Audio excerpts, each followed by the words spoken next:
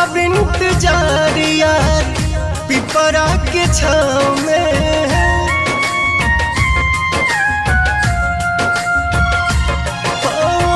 करब इंतजार यार पिपरा के छाँव में मिले खातिया जइहा बलमुआ के गाँव में। मिले खातिया जइहा बलमुआ के गाँव में मिले खातिया जइहा।